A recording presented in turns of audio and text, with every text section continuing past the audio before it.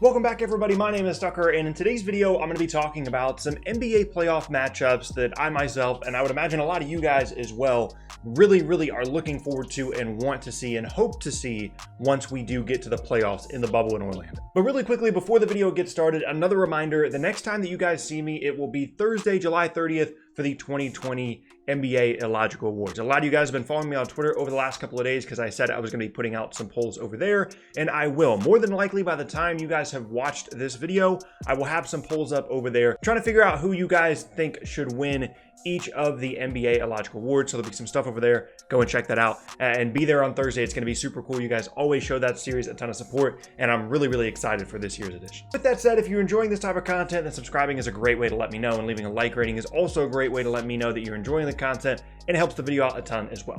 With that said, let's go ahead and get started. Okay, first up, I'm going to cover a relatively obvious one, but one that still needs to be mentioned, and it's Lakers Pelicans. The New Orleans Pelicans are a team that are getting so much attention and have been getting so much attention, not only throughout the season with the Zion stuff, but then once this whole bubble idea came to fruition, it was very clear that the NBA wanted to give the Pelicans some kind of chance of making the postseason and potentially being in that 1 versus 8 matchup with LeBron against Zion, Lakers versus Pelicans, Anthony Davis versus his old team. There's all kinds of storylines there that, you know, you can say what you want to about it, but that from a headline standpoint would be a better first round series in the 1-8 matchup than any of the other teams that could potentially get the 8th seed. And Zion is now back in the bubble as well, so we know that if they do get to that point and they face the Lakers in the first round, they will have Zion on the roster. Now, it probably won't be the most competitive series in the world unless the Pelicans shoot really well and Zion plays out of his mind, but it's more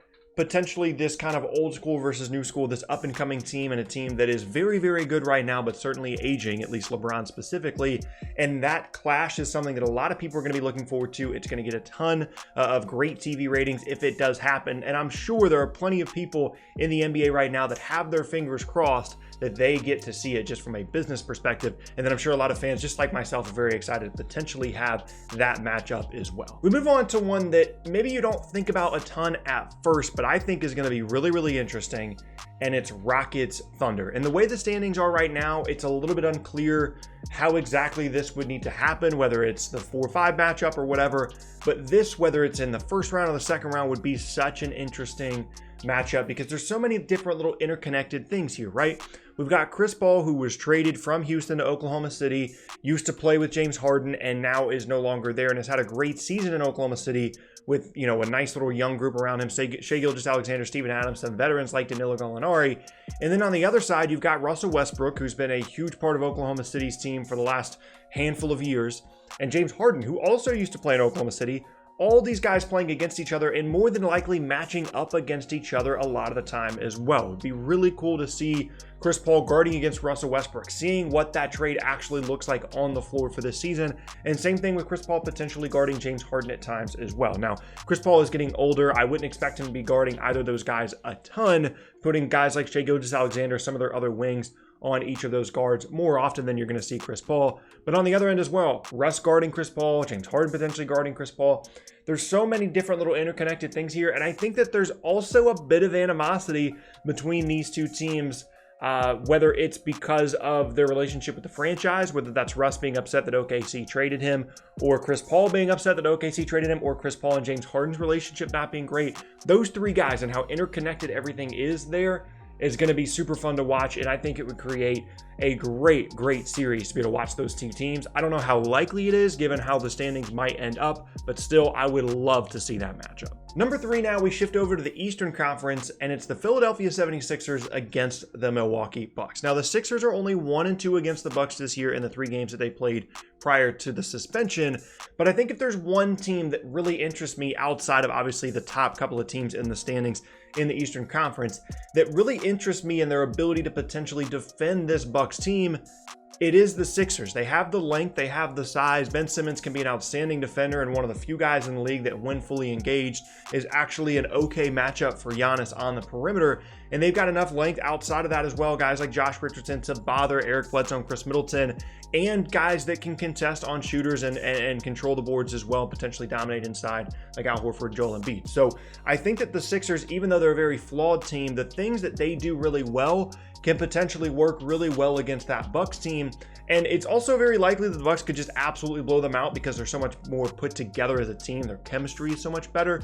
But regardless, I think from an interest standpoint, that would be such a cool playoff matchup to see. See how Joel Embiid and Ben Simmons can step up in the postseason. See how Giannis can potentially, carry his team to the Eastern Conference Finals and the finals after what was arguably a disappointing postseason last year. And then the continuing storyline of Ben Simmons potentially shooting threes.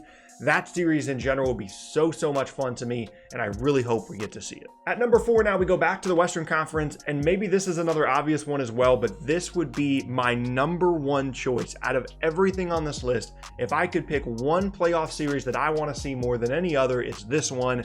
And it's the LA Lakers against the LA Clippers in the Western Conference Finals. I think that those are the 2 best teams in the West. I think they're 2 of the top 3 teams in the entire league, with Milwaukee being the 3rd team there.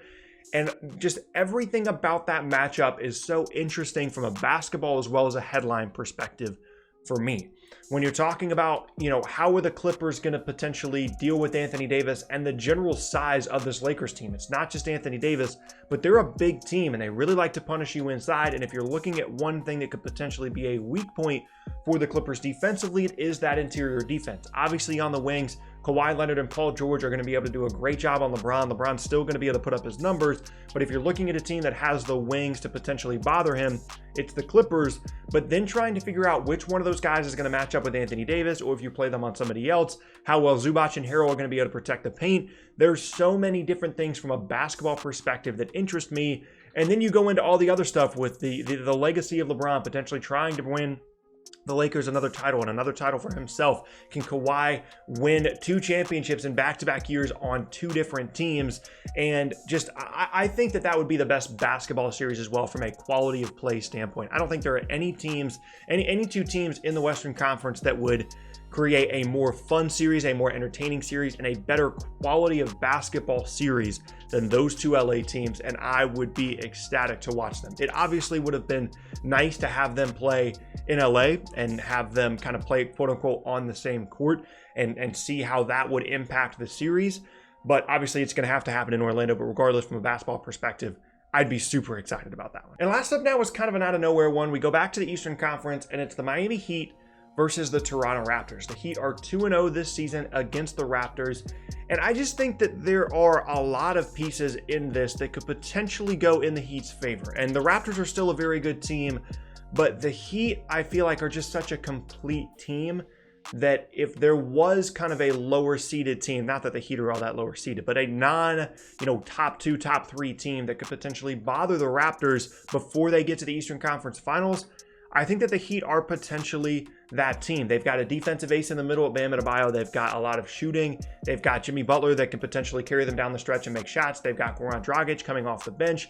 They just have a lot of pieces. They're similar in a lot of ways to the Raptors. They're not as good defensively, but they're similar in a lot of ways in the fact that they're greater than the sum of their parts, and they have all these different options they can go to depending on how the series plays out against any particular team. And I think the chess match between those 2 teams and between 2 Coach of the Year candidates in Eric Spoelstra and Nick Nurse would be one of the most entertaining strategic matchups that we could possibly have in the postseason, and the stakes as well on the line of either of those 2 teams potentially making the conference finals, or they match up in the second round, however the seeding works out, would be incredibly interesting, again, from a strategic perspective. And I kind of get the feeling at times too, this is the case I feel like for a lot of teams with the Heat, because of kind of that edge and that Jimmy Butler-esque edge they bring to the table. I feel like they probably don't like each other very much either. And like I said, the Heat have had success against that Raptors team during the season, although Toronto has dealt with a ton of injuries during the year as well. So regardless, when you put those 2 teams on the floor, I think the entertainment value is going to be up there, and I think the strategic value is going to be very high as well. Again, as I said, against 2 Coach of the Year candidates in Nick Nurse and Eric Spoelstra. So overall, I'm just excited to have basketball back again. Don't get me wrong, but these are the 5 matchups in no particular order that I would really love to see at the end of the day in the postseason. If I did have to order them, I would go Clippers, Lakers first. Then I would probably go Rockets, Thunder, Sixers, Bucks, Lakers, Pelicans, and then Heat, Raptors if I did have to order them, but regardless, it's going to be super, super fun just to have good, consistent basketball on once we get past these scrimmages and into the postseason. And yeah, there you have it. That is going to be the end of today's video, and I thank you all very much for watching. Once again, my name is Tucker. If you missed any of my previous videos, then be sure to check out the boxes on screen. And once again, be there on Thursday for the Illogical Awards. Super excited. Follow me on Twitter, all that good stuff. Thank you guys so much, as always, for the support. It's always great to see, especially with everything going on in the world right now. It's always great to have the support of you guys to kind of keep me going on this content grind. So yeah, there you have it. I'll see you guys next time.